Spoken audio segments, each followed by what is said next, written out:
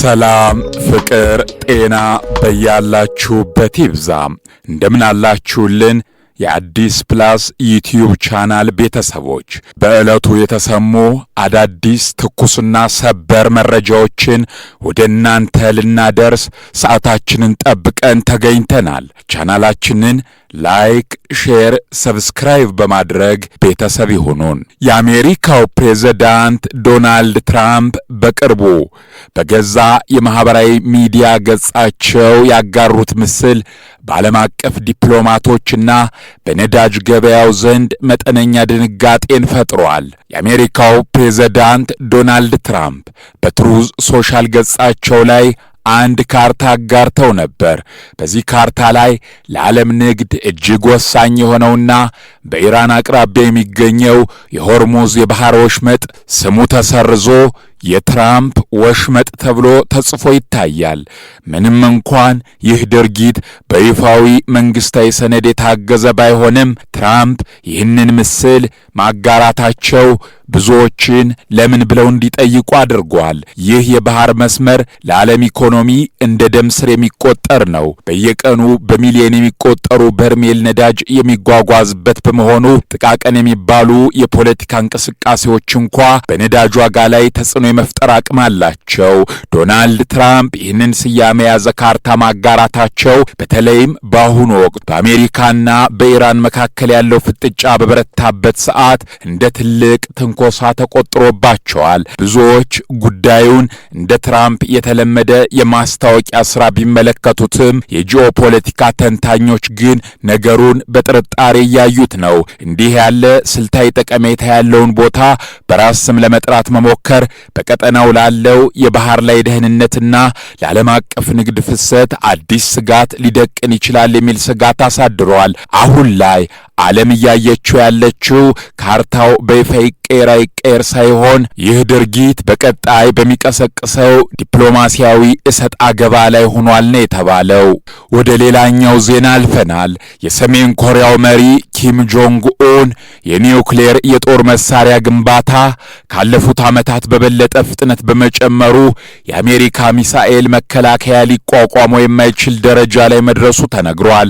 አዳዲስ የወጡ መረጃዎች እንደሚያመለክቱት ፒዮንግያንግ በአሁኑ ወቅት 50 የሚጠጉ ዝግጁ የሆኑ የኒውክሌር ራሶች ያሏት ሲሆን እስከ 90 የሚደርሱ የኒውክሌር ራሶችን ለመስራት የሚያስችል የፊሳኤል ቁስ ክምችት እንዳላት ይገመታል። የደቡብ ኮሪያው ፕሬዝዳንት ሊ ጄሚዩንግ እንዳረጋገጡት ሀገሪቱ በዓመት እስከ 20 አዳዲስ የኒውክሌር ራሶችን ለመስራት የሚያስችል ጥሬ ዕቃ እያመረተች ሲሆን ይህም የምርት ፍጥነት ከህንድ፣ ፓኪስታንና እንግሊዝ ድምር ዓመታዊ እድገት ይበልጣል። የሰሜን ኮሪያ ህዋሶንግ 15፣ 17፣ 18 እና 19 የተሰኙ አህጉር አቋራጭ ባለስቲክ ሚሳኤሎች አሜሪካን ክፉኛ እያሰጉ ይገኛሉ። አሜሪካ በአላስካና ካሊፎርኒያ 65 ቢሊዮን ዶላር የወጣባቸው 44 ሚሳኤል መቃወሚያዎች ቢኖሯትም አንዱን የጠላት ሚሳኤል ለመምታት 2 መቃወሚያዎች ያስፈልጓታል። በመሆኑም ሰሜን ኮሪያ በአንድ ጊዜ በምትሰነዝረው ጥቃት የአሜሪካን አጠቃላይ የመከላከያ ክምችት ልታሟጥጥ የምትችልበት አቅም ላይ መድረሷ ተተንትኗል። ቀደም ሲል አሜሪካ የደህንነት ተቋሞቿ ሰሜን ኮሪያ ያሏት ተንቀሳቃሽ የሚሳኤል ማስወንጨፊያዎች 10 ብቻ ናቸው ብለው ቢያስቡም ገለልተኛ ተንታኞች ግን ቁጥሩ እስከ 48 ሊደርስ እንደሚችል ገልጸዋል። በተጨማሪም በዮንግቢዮን የኒውክሌር ማዕከል ሌላ ተጨማሪ የዩራኒየም ማበልጸጊያ ፋብሪካ ግንባታ መጠናቀቁ የዓለም አቀፉ የአቶሚክ ኤነርጂ ኤጀንሲ አረጋግጧል።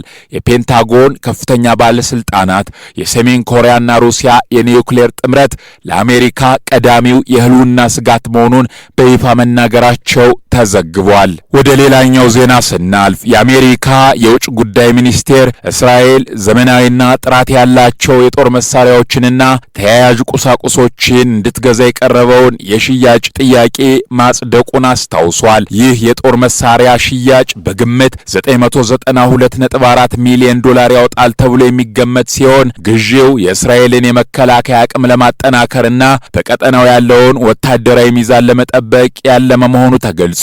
የውጭ ጉዳይ ሚኒስቴር ለኮንግረስ ባቀረበው ማሳወቂያ መሰረት ይህ ስምምነት የአሜሪካን የውጭ ፖሊሲና ብሔራዊ ደህንነት ግቦችን የሚደግፍ ነው። ስምምነቱ ሚሳኤሎችን፣ የቴክኒክ ድጋፎችንና የሎጂስቲክ አገልግሎቶችን ያካተተ ሲሆን ትግበራውም በዋናነት በታዋቂው የጦር መሳሪያ አምራች ኩባንያ BAE ሲስተምስ በኩል የሚከናወን ይሆናል ነው የተባለው። ይህ ውሳኔ በመካከለኛው ምስራቅ ያለውን ወቅታዊ ውጥረት ተከትሎ የመጣ መሆኑ የበርካታ ወገኖችን ትኩረት ስቧል።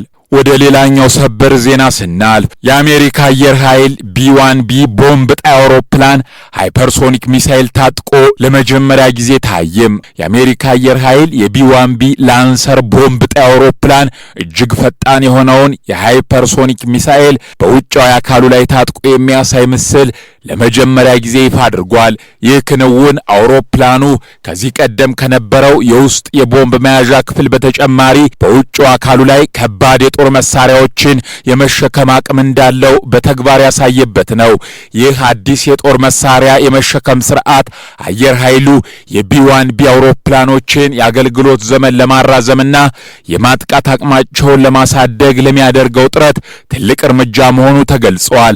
የሃይፐርሶኒክ ሚሳኤሎች ከድምጽ ፍጥነት በ5 እጥፍ በላይ የመጓዝ አቅም ያላቸው በመሆኑ አየር ኃይሉ ሩቅ ርቀት ላይ የሚገኙ ኢላማዎችን በአጭር ጊዜ ውስጥ ለመምታት ያለውን ዝግጁነት እንደሚያሳድገው ተመላክቷል።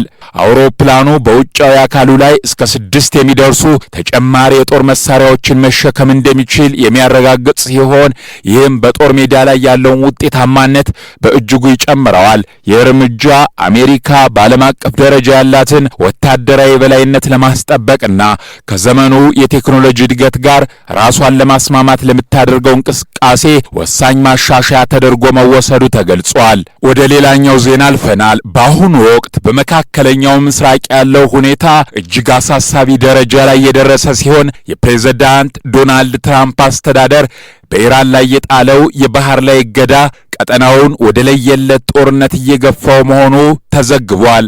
አሜሪካ በሆርሙዝ ወሽመጥ ላይ የወሰደችው ጥብቅ ወታደራዊ እርምጃ የኢራንን የነዳጅና የንግድ እንቅስቃሴ ሙሉ በሙሉ ለማቆም ያለመ ሲሆን ይህም የዓለምን የነዳጅ ገበያ በእጅጉ አናውጧል። ኢራን በበኩሏ ይህንን እርምጃ የጦርነት አዋጅ እንደሆነ በመግለጽ ማንኛውም አይነት ወታደራዊ ጥቃት ለመመከት ዝግጁ መሆኗን ደጋግማ እያሳሰበች ትገኛለች። በሌላ በኩል ደግሞ ውጥረቱ ወደ ሊባኖስ ተሸጋግሯል። በሊባኖስ የሚገኘው ሂዝቦላህ ከእስራኤል ጋር የሚያደርገው የተኩስ ልውውጥ እየተካረረ መምጣቱ ለቀጠናዊ ጦርነት መባባስ ሌላው ምክንያት ሆኗል። እስራኤል በሊባኖስ ድንበር አቅራቢያ የሚገኙ የሂዝቦላህ ይዞታዎችን በከባድ መሳሪያና በአየር ድብደባ እየመታች ሲሆን ሂዝቦላህም በበኩሉ ወደ እስራኤልና ሰሜናዊ ክፍሎች የሮኬት ጥቃቶችን እየሰነዘረ ነው። ይህ ሁኔታ የሊባኖስን ሰላማዊ ሕዝብ ለከፋ እንግልትና መፈናቀል እየዳረገው ሲሆን ዓለም አቀፍ የረድኤት ድርጅቶችም በሀገሪቱ ሊከሰት የሚችለውን ሰብአዊ ቀውስ አስመልክቶ ስጋታቸውን እየገለጹ ይገኛሉ። የአሜሪካ ወታደራዊ መሪዎች በኢራን ላይ የሚሰነዘረውን ጥቃት ዝርዝር ዕቅድ እያጠናቀቁ መሆናቸው በሚነገርበት በዚህ ወቅት ዲፕሎማሲያዊ ጥረቶች ግን አሁንም ውጤት ማምጣት አልቻሉም። የብሪታንያና ሌሎች የአውሮፓ ሀገራት መሪዎች ውጥረቱ እንዲረግብ ጥሪ እያቀረቡ ቢሆንም በዋሽንግተንና በቴህራን መካከል ያለው የቃላት ጦርነትና ወታደራዊ ትንኮሳ ግን እየጨመረ ነው። ይህ የሆርሙዝ ወሽመጥ መዘጋትና የሊባኖስ ውጥረት ተዳምሮ የዓለምን የጸጥታ ሁኔታ ወደማይታወቅ አቅጣጫ እየመራው ይገኛል። ወደ ሌላኛው ዜና አልፈናል። የሰሜን አትላንቲክ ጦር ቃል ኪዳን ድርጅት ኔቶ ከታዋቂ የቴሌቪዥንና የፊልም ባለሙያዎች ጋር ልዩ ስብሰባ ማድረጉን ተከትሎ ተቋሙ የራሱን ፕሮፓጋንዳ ለማሰራጨት እየሞከረ ነው የሚሉ ስጋቶች እየተሰሙ መሆኑ ተዘግቧል። ኔቶ ይህንን ስብሰባ የጠራው በዓለም አቀፍ ደረጃ ያለውን የወታደራዊ ተቋሙን ገጽታ ለማሳመርና አዳዲስ ትውልዶች ለድርጅቱ ያላቸውን አመለካከት እንዲቀይሩ ለማድረግ እንደሆነ ይታመናል። እንደ ዘገባው ከሆነ ተቋሙ ከፊልም ደራሲያን፣ ዳይሬክተሮችና ፕሮዲውሰሮች ጋር በመነጋገር ወታደራዊ ታሪኮች በፊልም መልኩ ሲቀርቡ የኔቶን ሚና በሚያጎላ መልኩ እንዲሰሩ ግፊት እያደረገ ይገኛል። ይህ እርምጃ በብዙዎቹ ዘንድ ጥርጣሬን የፈጠረ ሲሆን በተለይም ጥበብ በፖለቲካና ወታደራዊ ፍላጎቶች መጠቀሚያ እንዳትሆን ስጋታቸውን እየገለጹ ይገኛሉ። ወደ ሌላኛው ዜና አልፈናል። የፕሬዝዳንት ዶናልድ ትራምፕ አስተዳደር በኩባ ላይ ያለውን ጫና ወደ አዲስ ምዕራፍ በማሸጋገር በሀገሪቱ የመንግስት ለውጥ እንዲመጣ በይፋ እየሰራ ነው ተብሏል። ይህ አዲስ ስትራቴጂ በዋናነት የሚመራው በውጭ ጉዳይ ሚኒስትሩ ማርኮ ሩቢዮ ሲሆን ዓላማውም በኩባ የሚገኘውን የኮሚዩኒስት አስተዳደር በማዳከም ወደ ዲሞክራሲያዊ ስርዓት እንዲሸጋገር ማድረግ እንደሆነ ተገልጿል። ለዚህ የሚረዳ ዘንድ አሜሪካ በኩባ ላይ የጣለችውን የኢኮኖሚ ማዕቀብ ይበልጥ በማጥበቅ የሀገሪቱን የገቢ ምንጮች ለማድረቅና ህዝባዊ ተቃውሞዎች እንዲቀሰቀሱ ለማድረግ እቅድ መያዟ ተናግሯል። ማርክ ሩቢዮ ለኩባ ጉዳይ ልዩ ትኩረት የሚሰጡና የኩባ ዝርያ ያላቸው ፖለቲከኛ በመሆናቸው ይህ እርምጃ የእሳቸውን የቆየ ፖለቲካ አቋም የሚያንጸባርቅ እንደሆነ ተንታኞች ይገልጻሉ። አዲሱ ፖሊሲ የኦባማ አስተዳደር ከኩባ ጋር ግንኙነት ለመፍጠር የጀመረውን ዲፕሎማሲያዊ ጥረት ሙሉ በሙሉ ወደ ጎን የሚተው ሲሆን በምትኩ የኢኮኖሚ ጫናንና ፖለቲካዊ መገለልን እንደ ዋነኛ መሳሪያ ይጠቀማል። ይህ የአሜሪካ ውሳኔ በኩባ መንግስት ዘንድ ከፍተኛ ቁጣን የቀሰቀሰ ሲሆን ሀገሪቱ ከአጋሮቿ ጋር የምታደርገውን ወታደራዊና ኢኮኖሚያዊ ትብብር እንድታጠናክር ሊያደርጋት እንደሚችል ተጠቅሷል። ይህ የኩባ ጉዳይ በትራምፕ አስተዳደር ውስጥ የላቲን አሜሪካ ፖሊሲ ማዕከል እየሆነ የመጣ ሲሆን ይህም በቬንዙዌላና በኒካራጓ ላይ ሊወሰዱ ለሚችሉ ተመሳሳይ እርምጃዎች እንደ መነሻ ሊያገለግል እንደሚችል ይታመናል። የኢኮኖሚ ማዕቀቡ በኩባ ሰላማዊ ሕዝብ ላይ ሊያመጣ የሚችለው ሰብአዊ ቀውስና የስደት መጨመር ብዙዎችን እያሳሰበ ቢሆንም ዋሽንግተን ግን በሃቫና ስር ነቀል ለውጥ እስካልመጣ ድረስ ጫናውን እንደማታላላ አስታውቃለች። ይህ ሁኔታ በአሜሪካና በላቲን አሜሪካ ሀገራት መካከል ያለውን ግንኙነት ይበልጥ ወደ ተወሳሰበ ደረጃ እየወሰደው እንደሚገኝ ተነግሯል። ወደ ሌላኛው መረጃ አልፈናል። ናይብ ቡኬሌ በኤልሳልቫዶር ፖለቲካ ውስጥ እጅግ ስኬታማና በዚያው ልክ አወዛጋቢ የሚባሉ መሪ እንደ አውሮፓውያን አቆጣጠር በ2019 ስልጣን ከያዙ በኋላ ሀገሪቱ ለዓመታት ታመስበት የነበረውን የወንበዴዎች ጥቃት ለመቆጣጠር በወሰዱት እጅግ ጥብቅና አንዳንዴም የሰብአዊ መብት ተሟጋቾችን ያስቆጣ እርምጃ ይታወቃሉ። ቡኬሌ በሀገሪቱ የአስቸኳይ ጊዜ አዋጅ በማወጅ ከ75,000 በላይ ሰዎችን ወደ እስር ቤት የላኩ ሲሆን ይህም በሀገሪቱ የነበረውን የግድያ መጠን በከፍተኛ ሁኔታ እንዲቀንስ አድርጓል። ይህ ስኬታቸው በሀገር ውስጥ ያላቸውን ተቀባይነት ወደ 90 በመቶ እንዲያድግ ያደረገ ቢሆንም ዓለም አቀፍ ተቋማት ግን ያለ ፍርድ ቤት ትዕዛዝ የሚፈጸሙ ስርዓቶች በማለት ይተቹታል። የቡኬሌ አመራር ከሌሎች መሪዎች የሚለየው ቴክኖሎጂንና ማህበራዊ ሚዲያን ለፖለቲካዊ ስልጣናቸው የሚጠቀሙበት መንገድ ነው። ቢትኮይንን እንደ ሀገር ህጋዊ መገበያያ ገንዘብ በማድረግ የመጀመሪያዋ ሀገር መሪ ሲሆኑ በከተማቸውም ቢትኮይን ሲቲ የመገንባት ትልቅ ህልም አላቸው። በትዊተርና በሌሎች የማህበራዊ ሚዲያ ገጾች ላይ ደማቅ ምስሎችንና ዘመናዊ አለባበሶችን በመጠቀም ወጣቱን ትውልድ መሳብ ችለዋል።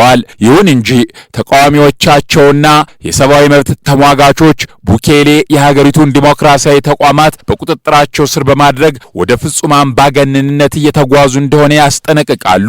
በቅርቡ በተካሄደው ምርጫም ለሁለተኛ ጊዜ በከፍተኛ የድምፅ ብልጫ ያሸነፉ ሲሆን ይህ ድላቸው በላቲን አሜሪካና በሌሎችም ሀገራት ለሚገኙ ጠንካራ መሪ ለሚፈልጉ ህዝቦች እንደ ተምሳሌት እየታየ ነው። የቡኬሌ ታሪክ ለዘመናዊው ዓለም ትልቅ ጥያቄ ጥሏል። ህዝቡ ሰላምንና ደህንነትን ለማግኘት ዲሞክራሲንና ሰብአዊ መብቱን አሳልፎ ለመስጠት ዝግጁ ነውን የሚለው ጉዳይ አሁንም የፖለቲካ ተንታኞች መከራከሪያ ሆኖ ቀጥሏል። ወደ ሌላኛው መረጃ አልፈናል። የሰው ልጅ በጦርነት ታሪክ ውስጥ ሊያጋጥሙት ከሚችሉ አስፈሪ ሁኔታዎች መካከል አንዱ በጠባብ ዋሻና በጨለማ ምሽግ ውስጥ የሚደረግ ፍልሚያ ነው። ቻይና ይህንን ፈተና ለመወጣት ወታደሮቿን ወደ አንድ እጅግ አደገኛና ሰው ሰራሽ ገሃነም ወደሚመስል የስልጠና ሜዳ እያስገባች ትገኛለች። የቻይና የነጻነት አውጪ ጦር በቅርቡ ይፋ ያደረገው መረጃ እንደሚያሳየው ወታደሮች ጠላት ተሸሽጎባቸዋል ተብሎ የሚታሰቡ ዋሻዎችን ለማጽዳት ልምምድ የሚያደርጉበት በዝግጅት ሳይሆን በእውነተኛ ነበልባልና እሳት ውስጥ በማለፍ ነው። ይህ ስልጠና ከቴክኒክ ዝግጅት ባለፈ የወታደሮቹን የስነ ልቦና ጥንካሬ እስከ ጥግ የሚፈትን ነው። ወታደሮቹ በከፍተኛ ሙቀት በሚያፍን ጭስና በማያቋርጥ የእሳት ነበልባል ውስጥ ሆነው ትዕዛዞችን እንዲፈጽሙና ኢላማቸውን እንዲመቱ ይገደዳሉ። የስልጠናው ዋና ዓላማ ወታደሩ በጦር ሜዳ ሊያጋጥሙ የሚችለውን እውነተኛ ድንጋጤና ፍርሃት አስቀድሞ እንዲላመደው ማድረግ ነው። ወታደራዊ ተንታኞች እንደሚሉት እንዲህ አይነቱ እጅግ አድካሚ ልምምድ ቻይና ለወደፊት የከተማ ውስጥ ውጊያዎችና ውስብስብ ምሽጎችን የመስበር ስልቷን ምን ያህል በቁርጠኝነት እየቀረጸች እንደሆነ ማሳያ ነው። ወታደሮቹ በእውነተኛ እሳት ውስጥ አልፈው ዋሻዎችን እንዲያጸዱ ማድረጉ በገሃዱ ዓለም ጦርነቱ የሚፈጠረውን ግራ መጋባት ወደ ዜሮ ዝቅ ለማድረግ የተወጠነ ነው። ይህ በሰው ልጅ አቅም ላይ የሚደረግ የጥንካሬ ሙከራ በዓለም አቀፍ ወታደራዊ ክበቦች ውስጥ ከፍተኛ መነጋገሪያ ሆኖ ቀጥሏል። ወደ አፍሪካ ጉዳዮች ስንመጣ የታይዋኑ ፕሬዝዳንት ላይ ቺንግቴ በረራቸው በተለያዩ የአፍሪካ ሀገራት የአየር ክልል እንዳያልፍ ተከልክሎ የነበረ ቢሆንም በስተመጨረሻ ግን በኢስዋቲኒ የሚያደርጉትን ይፋዊ ጉብኝት ጀምረዋል።